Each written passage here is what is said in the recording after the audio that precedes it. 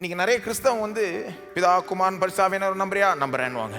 இயேசு வானத்திலிருந்து பூமி வரைக்கும் பாடுபட்டு சிலுவையில் மரிச்சு உயிரோடு எழுப்பினான் நம்புறியா? நம்புறேன்னுவாங்க. எல்லாத்துக்கும் நம்புறேன்னுவாங்க. கரெக்டாக எல்லா ஆன்சரையும் கரெக்டாக கொடுத்துருவாங்க. ஆனால் அவங்க வாழ்க்கையை பார்த்தீங்கன்னா இதெல்லாம் நடக்காதது போல தான் வாழ்ந்துகிட்டு இருக்கிறாங்க நிறைய பேர்.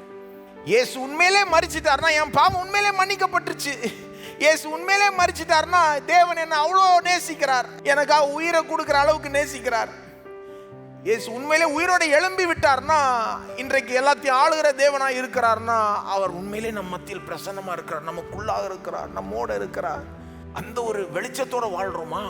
அப்படி வாழ்ந்தோம்னா நம்ம வாழ்க்கை எப்படி இருக்கும்? நம்முடைய பர்சனல் கான்ஃபிடன்ஸ் எப்படி இருக்கும்? நம்முடைய பர்சனல் சமாதானம் எப்படி இருக்கும்? என்ன நடந்தாலும் நமக்கு ஒரு சமாதானம் இருக்குல்ல.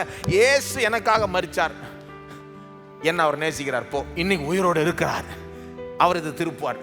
அவருடைய மரணம் எப்படி உயிர் தெழுதலா திருப்பப்பட்டதோ என்னுடைய பிரச்சனையும் நல்ல நாய் திருப்பப்படும். நம்புவோமா நம்ப மாட்டோமா?